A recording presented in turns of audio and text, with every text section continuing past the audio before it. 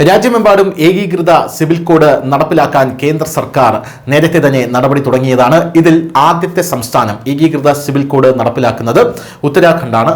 ഉത്തരാഖണ്ഡ് മുഖ്യമന്ത്രിയായിട്ടുള്ള പുഷ്കർ സിംഗ് ധാമിയുടെ നേതൃത്വത്തിലാണ് ഏകീകൃത civil code അവിടെ നടപ്പിലാക്കിയത്. അതിന്റെ പശ്ചാത്തലത്തിൽ ലിവിംഗ് ടുഗദർ ജീവിതം നയിക്കുന്നവർ പോലും രജിസ്റ്റർ ചെയ്തിരിക്കണം എന്നുള്ള നിയമങ്ങളൊക്കെ വലിയ രീതിയിൽ ഉത്തരാഖണ്ഡിൽ ചർച്ചയായിട്ടുണ്ട്. ഇത് ന്യൂസ് ഇന്ത്യ മലയാളം അടക്കമുള്ള മാധ്യമങ്ങൾ ചെയ്ത വാർത്തയുമാണ്. എന്നാൽ ഉത്തരാഖണ്ഡിന് ശേഷം ഏകീകൃത സിവിൽ കോഡ് അഥവാ യൂണിഫോം സിവിൽ കോഡ് UCC നടപ്പിലാക്കാനായിട്ട് ശ്രമിക്കുന്ന ഒരു സംസ്ഥാനമാണ് ഉത്തർപ്രദേശ്.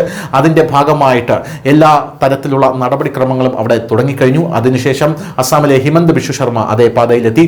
എന്നാൽ ഇപ്പോൾ BJP ഭരിക്കുന്ന നാലാമത്തെ ഒരു സംസ്ഥാനം കൂടെ ഏകീകൃത സിവിൽ കോഡ് നടപ്പിലാക്കാൻ ഒരുങ്ങുന്നു എന്ന റിപ്പോർട്ടുകളാണ് പുറത്തു വരുന്നത്. അത് വേറൊരു സംസ്ഥാനമല്ല, BJPയുടെ ഈറ്റില്ലം എന്നറിയപ്പെടുന്ന ഗുജറാത്താണ് ആ സംസ്ഥാനം എന്നാണ് മനസ്സിലാക്കുന്നത്. എല്ലാ മതങ്ങൾക്കും സമുദായങ്ങൾക്കും തുല്യവും ഏകീകൃതവുമായിട്ടുള്ള ഒരു നിയമം വേണം എന്നുള്ളതാണ് ഏകീകൃത സിവിൽ കോഡിൻ്റെ കാമ്പ് എന്ന് പറയുന്നത്.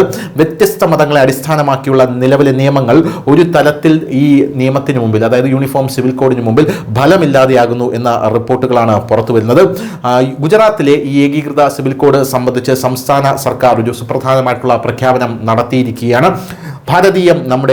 ഭാരതീയതയാണ് നമ്മുടെ മതം. പൗരധർമ്മം നിലനിർത്തുന്നതിനുള്ള ഏറ്റവും നല്ല വഴികാട്ടിയാണ് ഇന്ത്യൻ ഭരണഘടന എന്നത് ഒരു പത്രസമ്മേളനത്തിൽ മുഖ്യമന്ത്രി ഭൂപേന്ദ്ര പട്ടേൽ പറഞ്ഞിരിക്കുന്നു.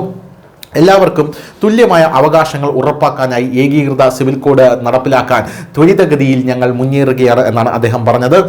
പ്രധാനമന്ത്രി നരേന്ദ്രമോദിയുടെ തീരുമാനം നമ്മൾ നടപ്പിലാക്കും. ഗുജറാത്ത് സർക്കാർ സംസ്ഥാനത്ത് താമസിക്കുന്ന എല്ലാ പൗരന്മാർക്കും തുല്യ അവകാശങ്ങൾ ഉറപ്പാക്കാൻ പ്രതിജ്ഞാബദ്ധമാണ്. ഏകീകൃത സിവിൽ കോഡ് സംബന്ധിച്ച് വിരമിച്ച സുപ്രീം കോടതി ജഡ്ജി ജസ്റ്റിസ് രഞ്ജന ദേശായിയുടെ നേതൃത്വത്തിൽ ഒരു കമ്മിറ്റിയും ഇപ്പോൾ രൂപീകരിച്ചിട്ടുണ്ട് എന്നാണ് അറിയാൻ സാധിക്കുന്നത്. കമ്മിറ്റിയുടെ ചെയർമാനും അംഗങ്ങളുമായി ഗുജറാത്തിലെ ഏകീകൃത സിവിൽ കോഡിന്റെ ആവശ്യകത പരിഗണിക്കുന്നതിനായി വിരമിച്ച സുപ്രീം കോടതി ചീഫ് ജസ്റ്റിസ് രഞ്ജന ദേശായിയുടെ നേതൃത്വത്തിലാണ് 5 അംഗ സമിതി രൂപീകരിച്ചിരിക്കുന്നത്.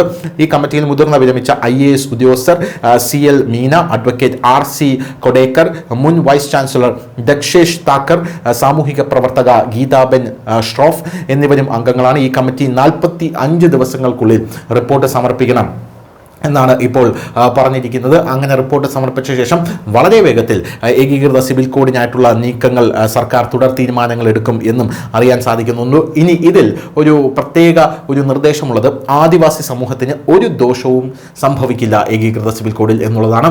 അതിൻ്റെ ആദിവാസി സമൂഹത്തിൻ്റെ പ്രത്യേക ക്ഷേമം ഉറപ്പാക്കാനായി പ്രത്യേക ശ്രദ്ധ നൽകും എന്നാണ് ഇപ്പോൾ ഗുജറാത്ത് മുഖ്യമന്ത്രി പറഞ്ഞിരിക്കുന്നത്. 45 ദിവസത്തിനുള്ളിൽ കമ്മിറ്റി സമർപ്പിക്കുന്ന റിപ്പോർട്ട് പുനഃപരിശോധിക്കുമെന്ന് ആഭ്യന്തര സഹമന്ത്രി ഹർഷ് സാങ്വി ഒരു പത്രസമ്മേളനത്തിൽ പറഞ്ഞു. ഈ അവലോകനത്തിന് ശേഷം സർക്കാർ ഉചിതമായ തീരുമാനമെടുക്കും. ഒരു ജാതിക്കോ ഒരു സമൂഹത്തിനോ യാതൊരുവിധ ദോഷവും വരില്ല എന്നും അദ്ദേഹം പറയുന്നു. പ്രത്യേകിച്ച് ആദിവാസി സമൂഹത്തിന് ഒരു ദോഷവും സംഭവിക്കില്ല. അവരുടെ ക്ഷേമം ഉറപ്പാക്കാൻ പ്രത്യേക ശ്രദ്ധ ഈ സർക്കാർ ചെലുത്തുന്നുണ്ട്. പോരാത്തതിന് എല്ലാ പൗരന്മാർക്കും തുല്യ നിയമങ്ങൾ ഇതിലൂടെ നടപ്പാക്കിയിരിക്കും എന്ന് ഗുജറാത്ത് സർക്കാർ ആണയിട്ട് പറയുന്നു. News desk news India Malayalam.